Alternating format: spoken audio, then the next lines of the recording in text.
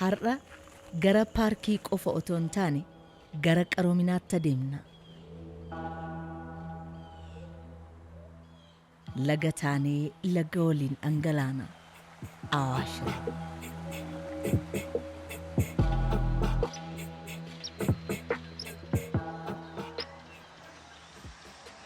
Achi ga'uuf Finfinnee irraa kaanee gara bahaatti kiiloomeetira 215 adeemna. Bakka geenyutti dhiyaachaa yoo dhufnu bakkee nama hawwatu argina. Bakka kana turuun gatii qaba. Haroowwan Awaashitti dhangala'an keessaa isa tokkodha. Haroon Basaqaa. Uumama kallattii jireenya isaa faallaa ilaalaa jiru fakkaatu. Waggoottan 30 darban haroowwan sulula qeenxemaa keessa jiran hammantaan bishaanii isaanii hir'achaa yoo dhufu, Basaqaan ammoo qabiyyeen isaa duraanii iskweer kiiloomeetirii 2.5 irraa gara iskweer kiiloomeetirii 40tti babal'ateera. Waggoottan 30 darban dabalaa fi hammantaan albuudaa isa keessatti argamullee baay'achaa dhufeera. Babal'achaa dhufuun haroo kana ammoo magaalaa mataa haaraa irratti jijjiirama fideera. Daandiin duraanii akka jijjiiramuuf sababa ta'eera. Jiraattonni naannichaa jiraachuu Basaqaa qalbeeffachuu baatanis Basaqaan ammas inuma jira. Kanaaf ammoo ragaan simbirroowwan naannoo sanatti mul'atanidha.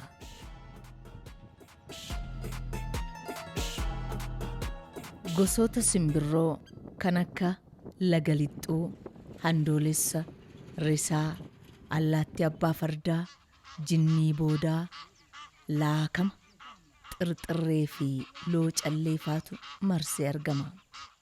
Akkaataan haroo kanaa sababa uumamaan jijjiiramuunis qurxummiiwwan nyaataaf hin taane keessatti akka argaman taasiseera. Kunis simbirroowwan qurxummii sooratan akka asitti wal ga'an taasise. Abbaa koddaa fi risaan adamsaa qurxummii yoo marsanii fi kan adamsan yoo kuffisan wanti daawwatamu ajaa'iba nama jechisiisa.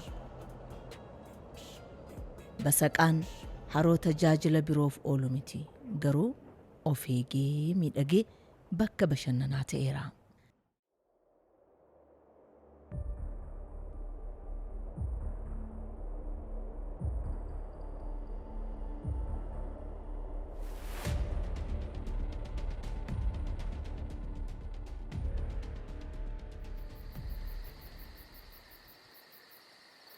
Amma seensa paarkii biyyoolessaa Awaash irratti argamna. Samii simbirroowwaniin guutame, dachii faaruu isaaniin gammadu, uumama unka gammoojjiin miidhage. Paarkii biyyoolessaa Awaash.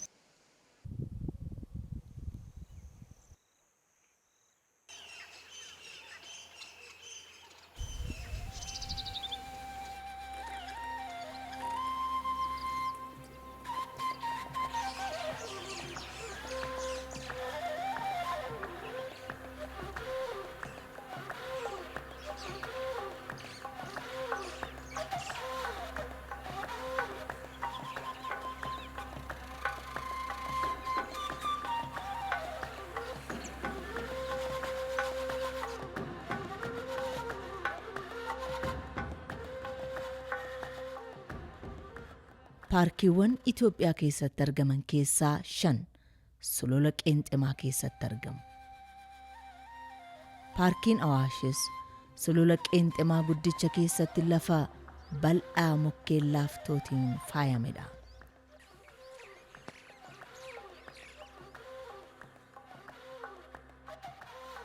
Daangaan paarkiif yoo kennamu inni kun kan jalqabaa fakkaata.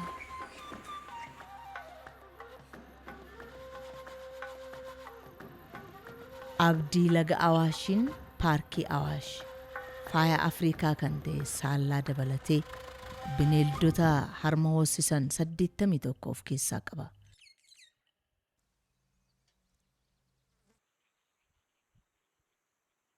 Simbirroowwan 453 kanneen lafee dugdaa hin qabne immoo 43 sulula Awaashii hanga Fantaalleetti faffaca'anii mul'atu. Paarkiin kun iskuweer kiiloomeetirii 591 bal'ata. Garbarraa asii ol meetira 1,000 fagaatee mul'ata.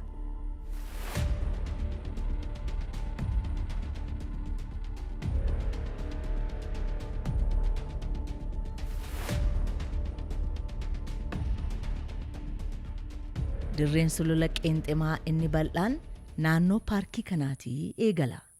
Paarkiin qilleensa goggogaa fi giddugaleessa qabu kun waggaatti hammantaa roobaa miiliiliitira 620 ho'isaa immoo waggaatti digirii seentigireedii 34 ta'a.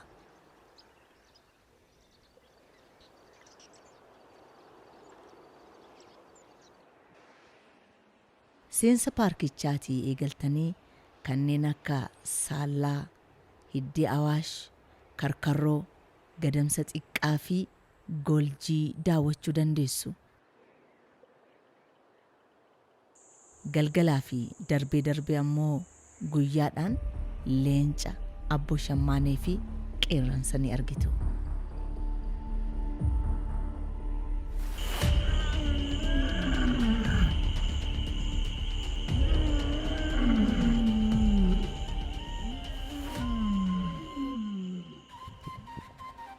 Ilaalaa saallaa, dirree saallaa. Ilaalaa saallaa kutaa giddugala paarkii biyyoolessaa Awaash keessaa marga goggogaa fakkaatee dirree mukkeen laaftootiin miidhagee fi saallaawwaniin guutame keessa. Awaashii fi saallaa fi dirree saallaa kan gargar hin baane uumama lakkuudha.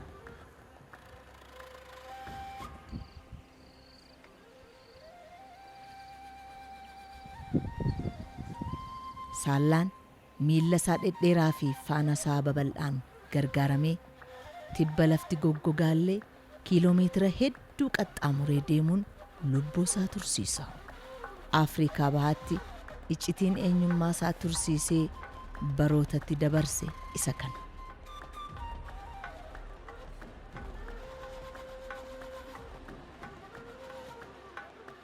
Awaash waliinis walitti dhufeenya gaariin baroota waliin ce'aniiru. Awaash saallaa malee jireenya hin qabu. Saallaanis Awaash malee bakka gawwaa hin qabu hin fakkaatu.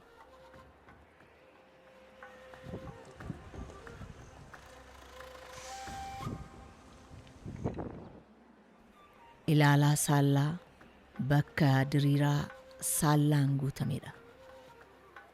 Saallaawwan bineeldota marga dheedan waan ta'aniif bakkeewwan saaxoon itti baay'atu badaa hin jaallatan. Ittiin tolu. Aduun akka malee guba'eetu jiru saallaawwan dirree diriiraa isaarra achuma jiru.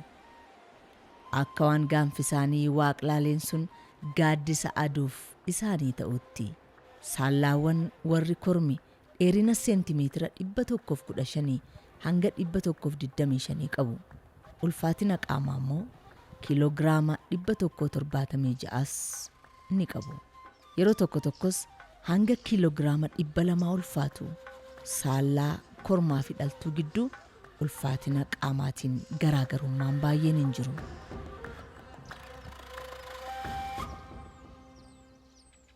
Saallaa dhaltuun ulfaatina qaamaa hanga kiiloogiraama 188 qabdi. Isaan lachuu gaanfaa gara duubaatti haqaaqamee fi seentimeetira 120 dheeratu qabu. Dheerinni gaanfa isaanii dheerina lafarraa hanga gatiittii isaaniin wal gita.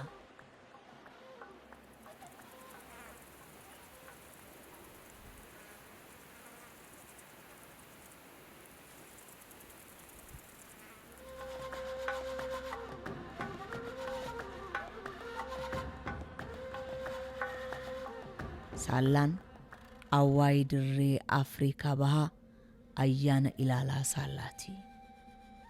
Humna jabaa fi ciminni saallaa ibsuu ni danda'u. Saallaan bakka bineeldoti akka isaa jiraachuu hin dandeenye jiraachuu danda'a.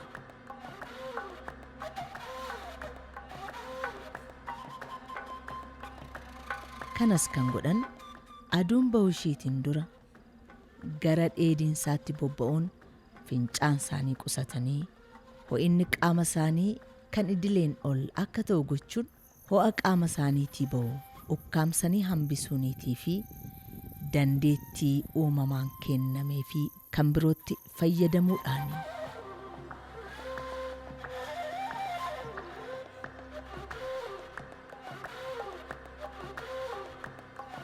Saallaawwan jireenyi isaanii gammoojjii akka bineeldota kanneenii marga dheedanii fagoo deemanii bishaan takka argataniin baay'inaan dhuganii miti. Sirumaayyuu saallaan kiiloogiraama 100 ulfaatu guyyaatti bishaan liitira 3 qofaa barbaada. Walitti dhufeenyi hawaasummaa saallaa bakka tokkotti kan hundaa'e miti. Garee gareen wal keessa akkasumas darbee darbee immoo kan qofaa jiraatanis jiru.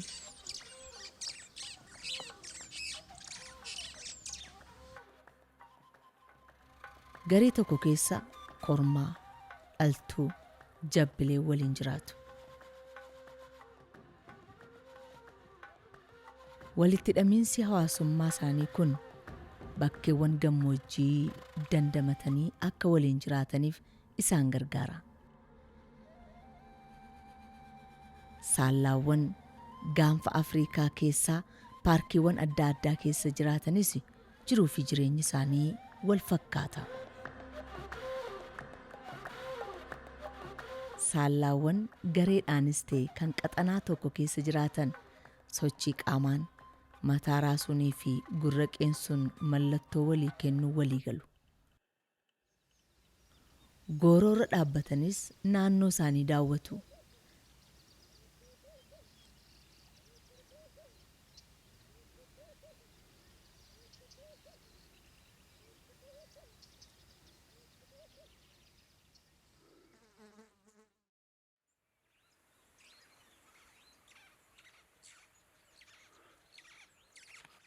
Samii kanarra simbirroowwan hedduun ni barrisu.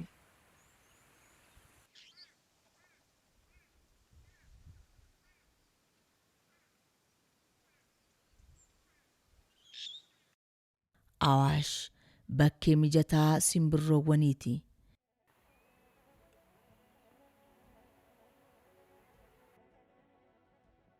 Isaan keessa sanyiin simbirroo uumama dubartii qabdu simbirroo miidhagduu Sahaaraati. Simbirroowwan bifaan marga goggogaa fakkaatan, kurkummee arabaa, sanyiiwwan simbirroo paarkicha keessa oliif gadi deddeemanii dirree akka malee miidhagsanii. Simbirroon kurkummee jedhamtu kun dirree yookaan urufarra jiraachuu kan jaallattu yoo ta'u, paarkiin Awaash ammoo irra caalaa isheef mijataadha.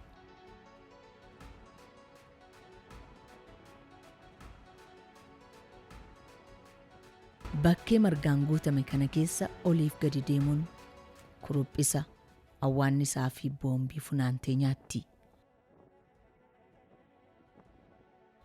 Akkuma kurkummee ishii kanaa sanyiin kurkummee kan biroon baay'inaan ni argamu.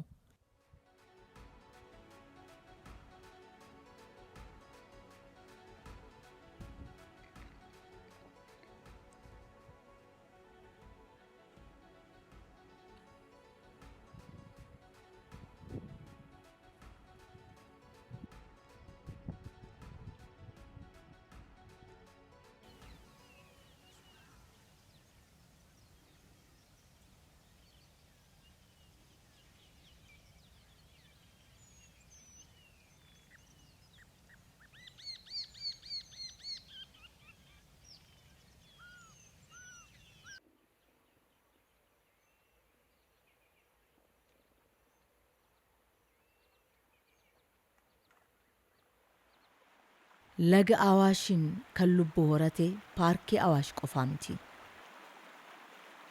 Bakki Awaashitti dhangala'u hundi lubbuu qaba. Awaash laga qofaa miti. Sulula qaxxaamura. Fincaa'aa gungumaa irraan gadee kaatu. Rufa kan magariisatti uffisee miidhagsu. Eeyyee Awaash laga qofaa miti. Awaash ogummaa aartiiti. Lagni Awaash kibbaan qarqara paarkii Awaashiin qabatee kallattii bahaan godaana.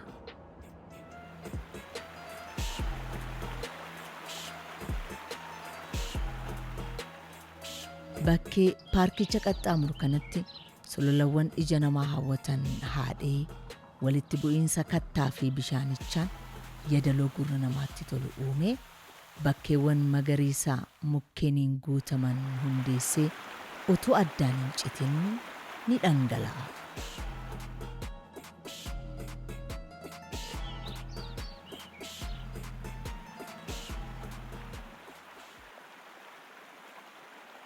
Yadaloon Awaash ammallee paarkii kana keessatti sirriitti dhaga'ama.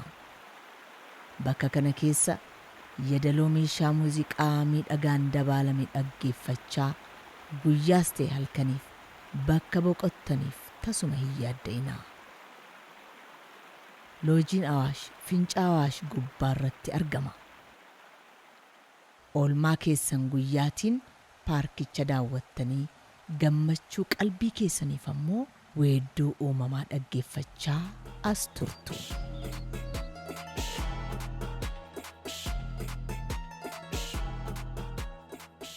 Awaash keessaa lubbuu hedduutu jira. Bineeldoti paarkichaa soorata isaanii booda Awaashin daawwachuun barsiifata isaaniiti. Bineeldota hedduutu Awaash keessa jiraata. Roobii fi naachi kanneen bishaanicha keessa jiraatan keessaa kanneen gurguddoodha.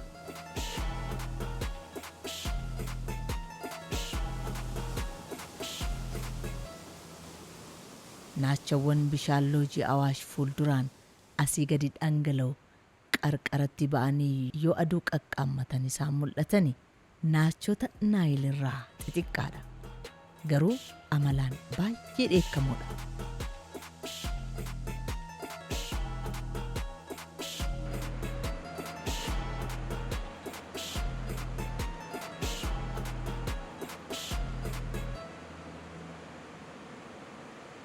Lagni Awaash bakkee simbirroowwaniiti. Kan akka ziyyii misiraa, ziyyii kuntaat akkasumas uumatee sanyiiwwan simbirroo kunneen hedduutu jira.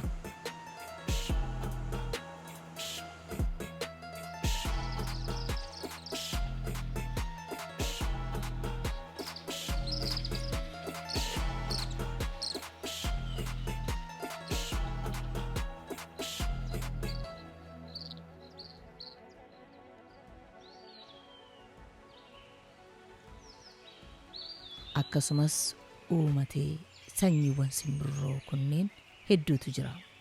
Naannoo bishaan danfaa bulluuq.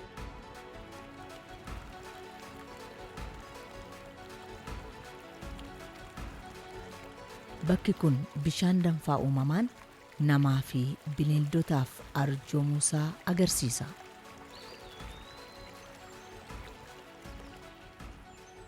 Qaxanaan biqiltuu meexxiitiin miidhage kun ija namaa hawwata.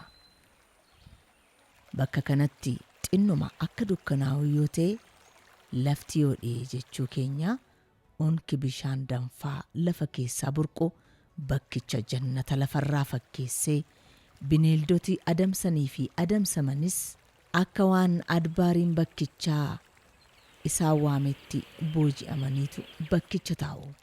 Naannoo bishaan danfaa bulluuq. Hawwiin keessan taateewwan addana jiru bubbultanii daawwachuu yoo ta'e hin yaadda'inaa.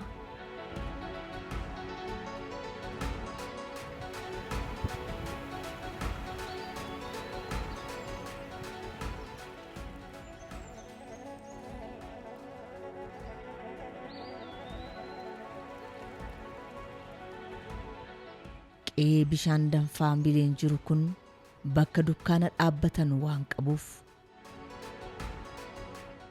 yaaddoo tokko malee boqottu.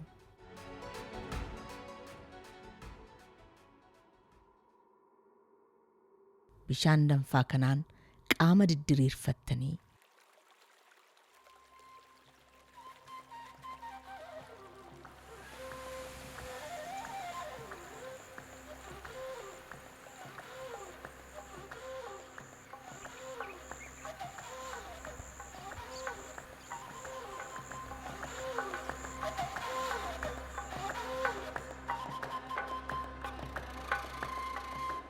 bakka bashannanaatti boqottan yoo ol jettan immoo samiin urjiin guutamee sagalee akka muuziqaa miidhagaa bineeldota gurguddoo fi ilbiisota xixiqqoo dhaggeeffachaa yaadannoo yoomiyyuu hin daganne kaawwachuu yoo barbaaddan asumatti dukkaana keessan diriirfadhaa.